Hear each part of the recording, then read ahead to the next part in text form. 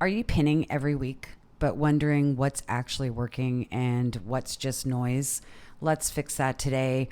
I'm going to show you exactly how to track your pins, spot what's performing, and double down on what works so you're not throwing spaghetti at Pinterest hoping something sticks. Hey, welcome back to the Pin and Plan podcast. I'm Lisa, your Pinterest pioneer, data nerd in Pinterest for sure. Yep, we're definitely going there today, and founder of the Simple Site Lab and Body Mind Mood. Now, if you've ever found yourself staring at your Pinterest analytics thinking, what does any of this even mean? Well, then today's episode is definitely for you. We're going to break down exactly how to track what's working, what you can skip, and how to spot quick wins in your pins so you can spend less time guessing and more time pinning what actually grows your clicks, your saves, and your signups. Okay? But before we get into the juicy wonderful tracking tips that I have for you, let's check out last week's poll because honestly, it tells me where your biggest pin headaches are right now.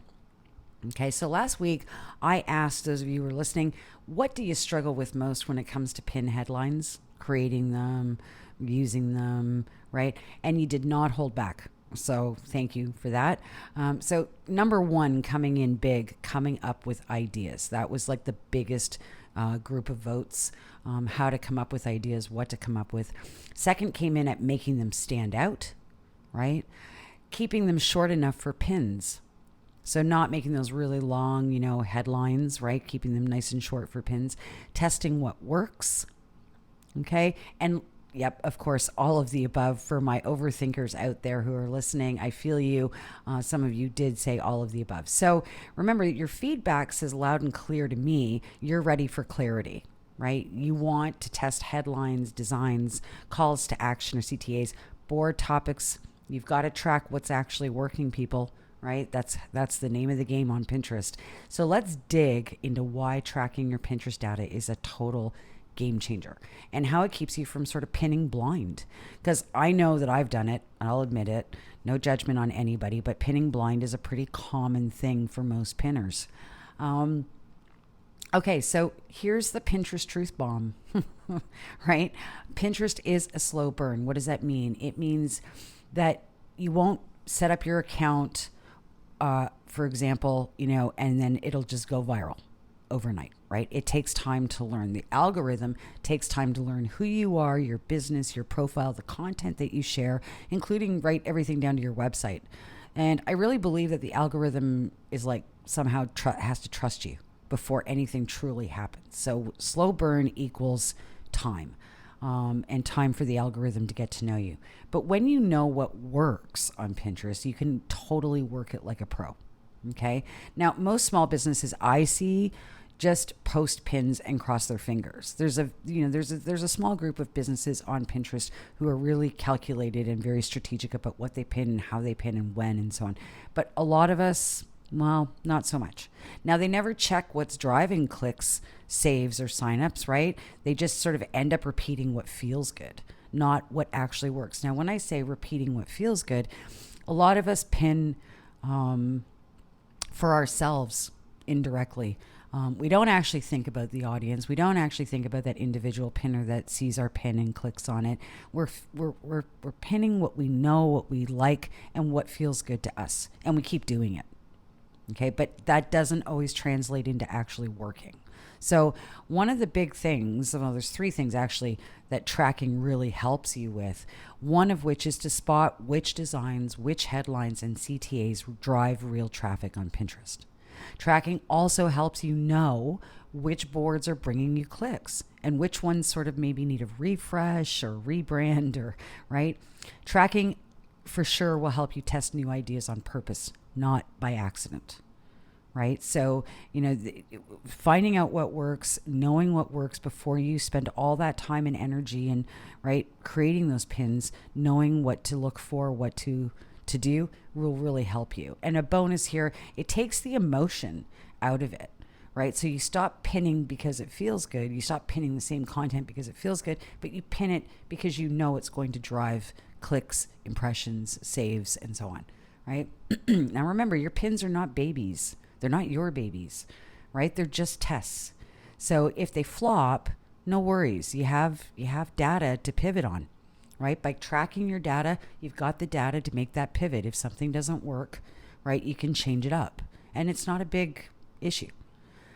But all right, so we agree that at this point that we need to track pins, we need to track our analytics, we need to understand what works and what doesn't work. So let's talk about what you should actually look for and how to do it without spending a ton of money on a fancy tool or a course, or, right? I mean, courses are great things, but we don't always need them.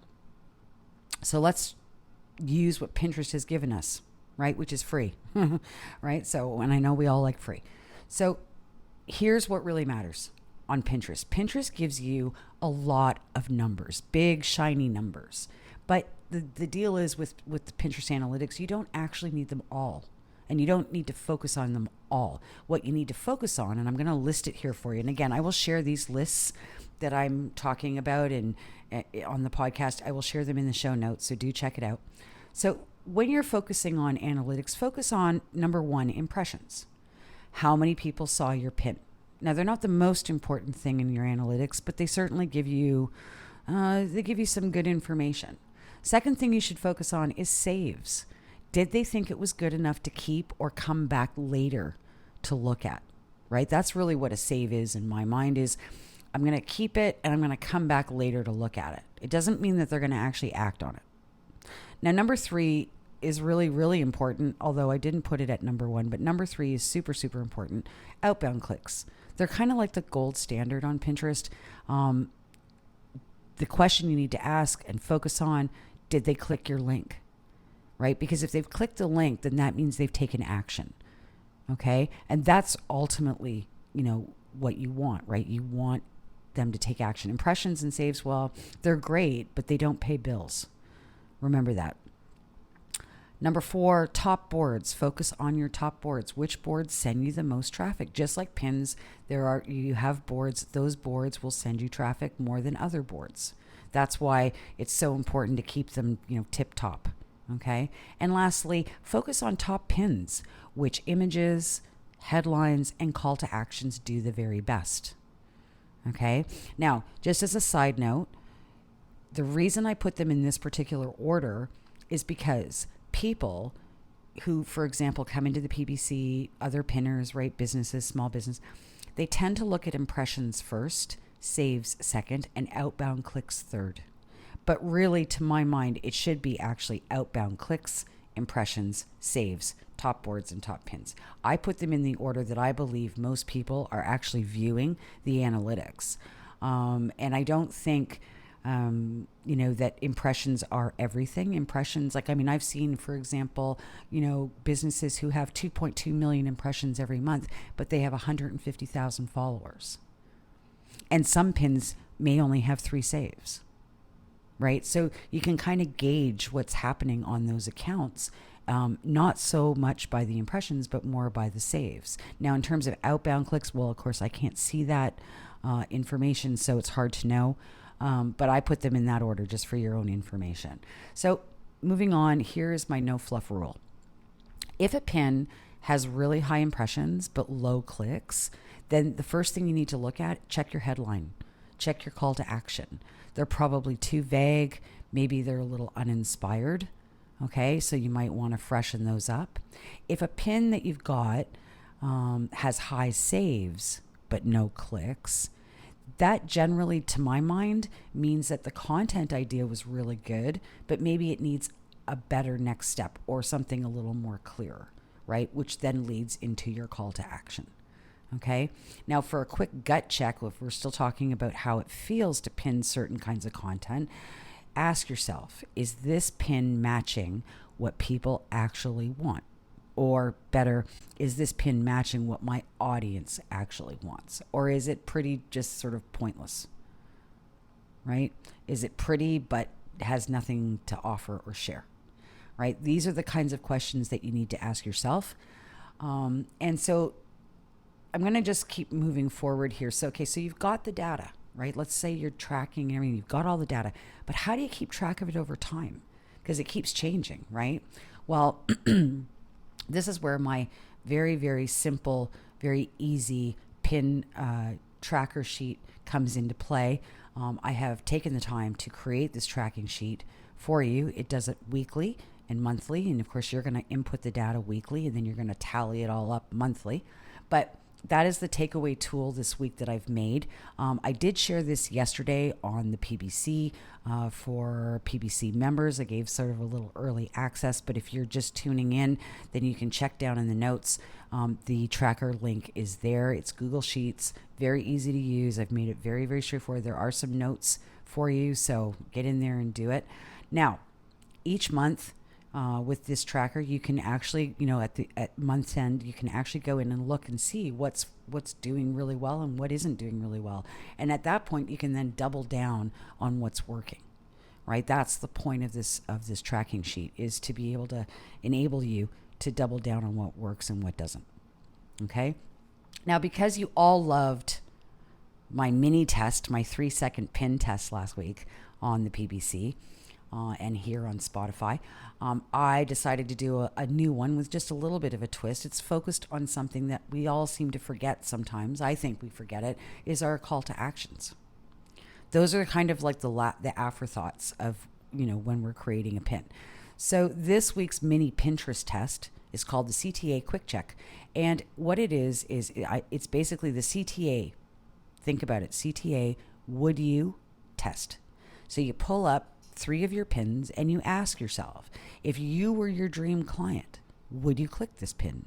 Would you click this? Does the call to action tell you exactly what happens next?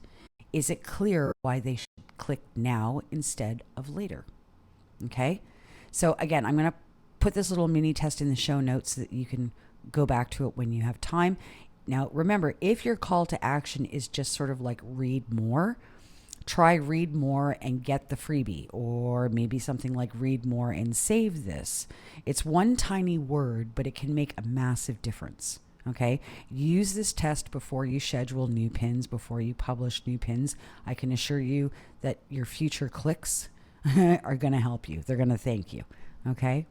Now, onwards to my favorite part of the show. This is like my absolute favorite. It's a weekly Q&A. It's direct from the PBC. So time for this week's real life Q from the Pinterest business community. Now, this question comes from Maya. She asked, I see good pin clicks in my analytics, but I'm not getting signups. Am I tracking the wrong thing? So real talk here. This is such a great question.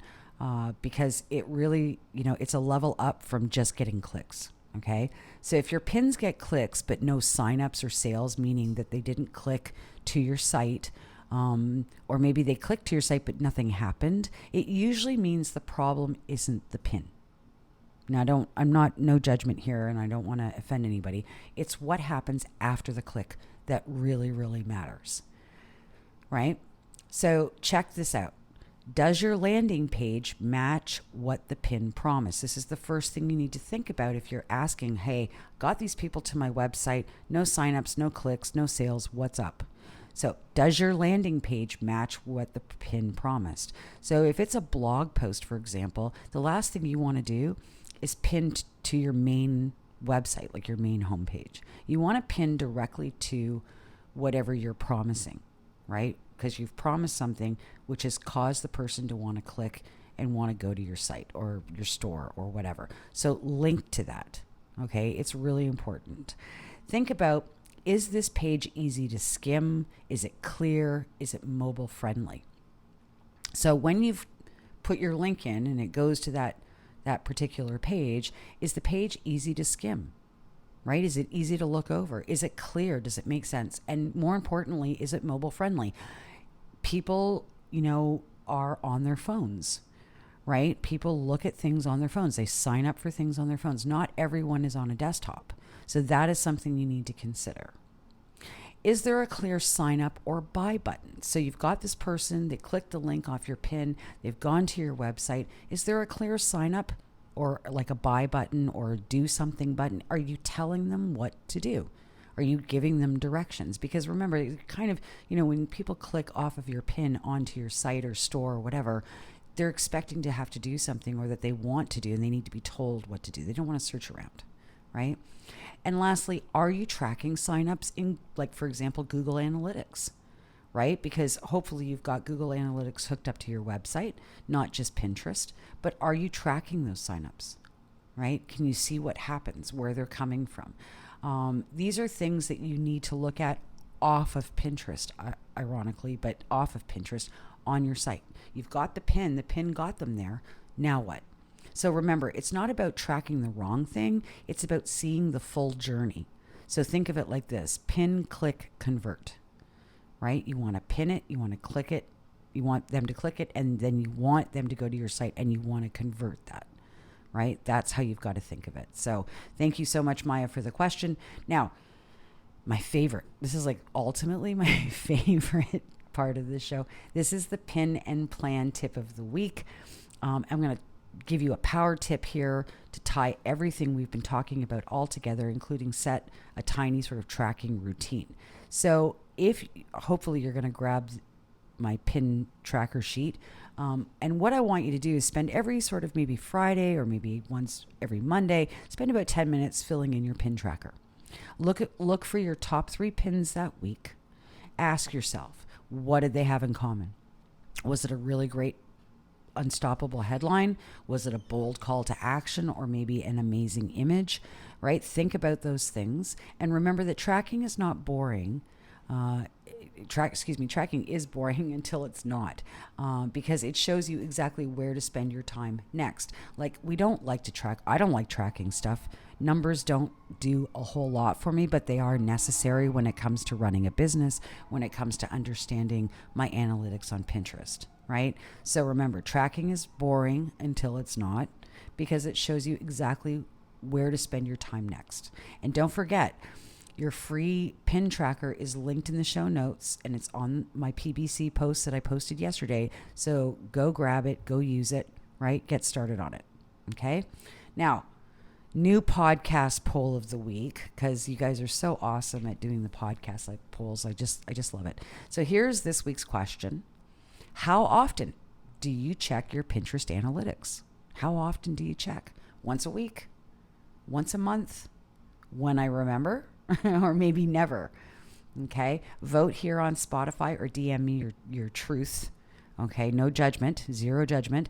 You can DM me at Body Mind Mood Fit on Instagram, at the Simple Sight Lab on Instagram, or you can tag me on the PBC at Body Mind Mood. Let me know how you voted.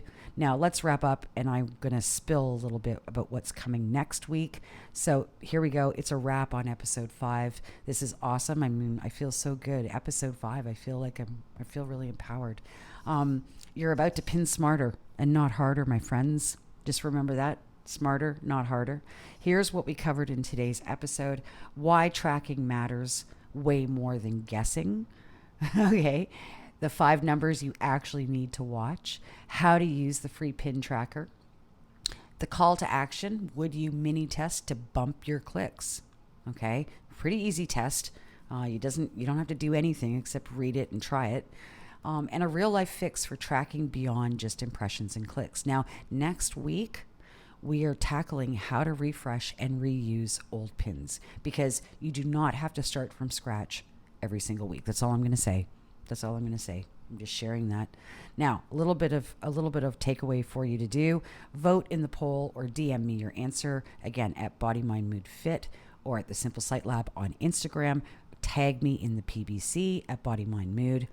Grab your pin tracker either in the show notes or head over to the PBC and grab it off the post. I've linked it there. Tag me when you're using it, please, because then I know. And follow me here on Spotify so you never miss the next pin and plan truth bomb. Until then, keep pinning with purpose, planning with intention, and I will definitely see you next Thursday. Thank you for joining me. Out for now.